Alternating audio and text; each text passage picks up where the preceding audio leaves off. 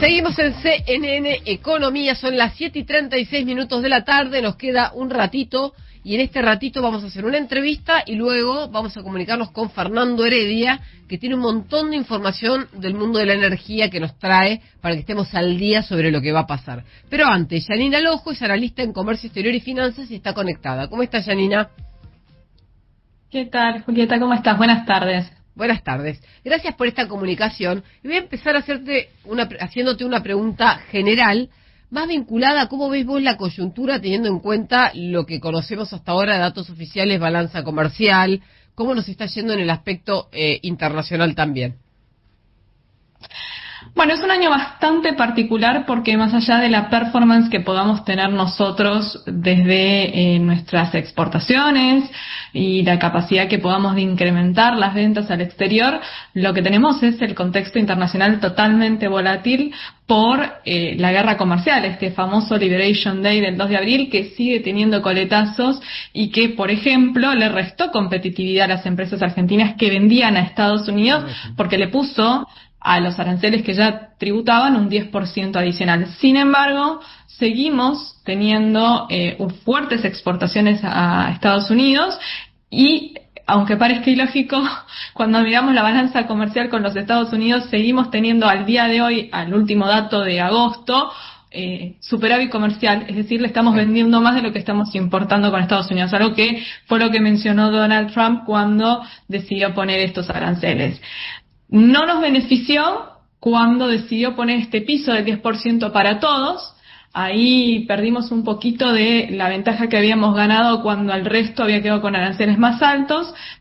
Pero el hecho de tener a Brasil con estos aranceles extraordinarios del 50% nos volvió a dar un poquito de respiro. También esta situación particular con China, la decisión de China de empezar a comprarle soja en mayor cantidad a Brasil y también a Argentina para restar dependencia de los Estados Unidos, a nosotros nos ha beneficiado y mucho. Bien, me das pie para preguntarte, en la semana que acaba de terminar, que terminó la semana pasada, supimos de esta reunión bilateral entre Trump y Milei, teniendo en cuenta de que hay un montón de aspectos a tener en cuenta o a tratar en una agenda de trabajo conjunta, quizás, no te digo que en un acuerdo bilateral de comercio bilateral, pero sí en pequeños acuerdos de distintos sectores de la economía que a Estados Unidos y a la Argentina le convengan tratar. Ahora sabemos que el 14 de octubre va a ir Milei a visitar a Trump al Salón Oval de la Casa Blanca y probablemente muchos de los temas que vos mencionaste sean un tema de conversación o quizás sean la resolución de un tema que se ha conversado previamente, como por ejemplo lo que está pasando en el mundo siderúrgico. Ya sabemos que tenemos una gran compañía que exporta tubos sin costura al mundo y que las decisiones que han tomado no solamente Trump, sino también las decisiones de China han perjudicado a la compañía argentina, pero también perjudican a sus proveedores. Y ese es el gran tema en Argentina, que hay muchas pymes que dependen de una sola compañía gigante que le vende al mundo. ¿Vos qué información tenés y qué presentís que puede pasar? Bueno, a ver, lo que todos sabemos es que los equipos de negociación han estado trabajando desde mucho antes del Liberation Day con Estados Unidos para lograr un acuerdo. Aclaremos algo que es importante. No podemos celebrar de manera individual un acuerdo de libre comercio con los Estados Unidos. Lo que se habla es un acuerdo quizás más orientado a preferencias, un acuerdo de facilitación de comercio. Recordemos que ya en su momento Estados Unidos nos había hecho llegar un documento de una serie de medidas, ¿sí?, de simplificaciones o desburocratizaciones que se necesitaba para que este acuerdo avanzara. Y Argentina ya había solucionado muchas de esas limitantes de manera unilateral para todo el comercio, no solamente para la relación con Estados Unidos. Ejemplo, homologación de licencias para algunos productos, simplificación de procesos de validación de las licencias, eliminación de lo que se conocía como CEDI, antes CIRA, antes CIMI, antes DEJAI, que eran esos trámites que hacíamos previos a las importaciones. Los reglamentos técnicos se han simplificado. Todavía tenemos un tema ahí con los pagos al exterior que sigue siendo reclamado por casi todos los proveedores de la Argentina, y en particular lo que mencionabas del caso del acero y el aluminio es interesante porque esto ya fue un problema en la anterior administración de Donald Trump, donde también se habían implementado medidas, y lo que la Argentina había logrado en ese momento para solucionar la situación en conjunto con Brasil había sido un cupo. Es decir, al año nos habilitaban una X cantidad de producto que podíamos exportarle a Estados Unidos con una tasa, y pasado ese volumen aplicaban la tasa superior. No sería de extrañar que sucediera lo mismo. Este año hubo varias situaciones particulares, por ejemplo, el caso de los limones. Claro. Los limones era una exportación que estaba muy trabada, y a principio de año se logró que aquellas empresas que en su momento habían aceptado un compromiso de precios para ingresar con los limones pudieran empezar a exportar limones a los Estados Unidos, y lo más interesante es que esto se logró gracias al movimiento de los importadores en Estados Unidos. Claro. Porque fueron los importadores los que también hicieron de su parte presión a la administración para que esto se destrabara, porque necesitaban limones. Y nosotros éramos los que los podíamos proveer. Yo creo que en la bilateral de octubre me parece que viene más por el lado de el apoyo económico financiero que por el anuncio quizás del acuerdo. Bien. Aunque el canciller dijo que habían estado avanzando sustancialmente, pero son 15 días, tendría que estar muy avanzado y ya algo se habría filtrado, creo, sobre el acuerdo, salvo que esté bajo 25 millones de llaves.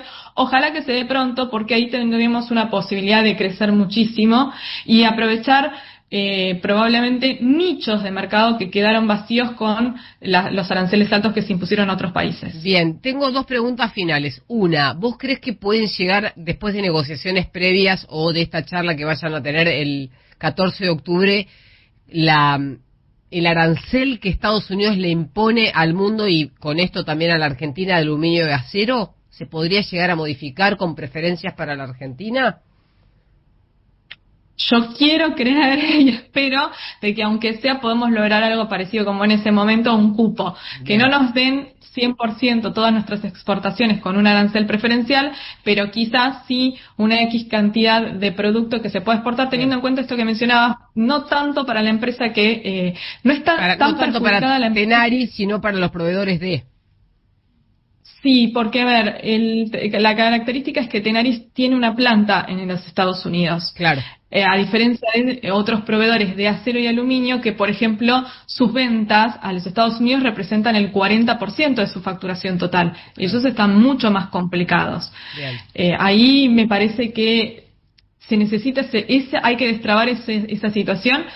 Hay otro montón de situaciones particulares que también podríamos tratar de destrabar, pero esa sería una muy importante porque estamos hablando de un producto con mucho valor agregado. Bien, para cerrar, la última que tengo para vos es, no sé si pudiste leer el día que se posteó en X el tweet o el posteo en X de Scott Bessent, que es el secretario del Tesoro norteamericano, cuando explicó de alguna manera que le daba apoyo incondicional a la Argentina. Estábamos hablando de un apoyo financiero, pero había una línea que mencionaba algo así como el holiday tax, algo como si no quisieran que tuviéramos estas ventanas de oportunidad de baja de retenciones, y yo lo que interpreté después de hablar con muchos tributaristas era algo así como no quieren que vos tengas la posibilidad de abrir y cerrar esa ventana. Lo que quieren es reglas claras, porque vos con esa maniobra en 3 días le modificaste el precio de la soja y ellos también son exportadores, entonces no los beneficiaste, al contrario.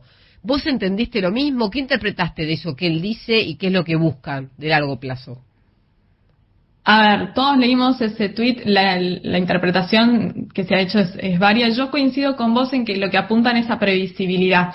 Si hay algo que a los Estados Unidos le gusta, por lo menos para cuando ellos operan con otro país, es tener reglas claras. Claro. Después internamente ellos manejan sus propios códigos, pero para el resto del mundo quieren tener reglas claras. Y esto de que vos puedas abrir o cerrar una ventana de manera tan, vamos a decir, cortoplacista. Sí. Sí, porque aparte fue una medida que se anuncia y en 72 horas se da de baja y son 48 horas operativa, y modificó el precio a nivel internacional, el famoso, pensé que me ibas a preguntar de la foto del celular del mensaje. No.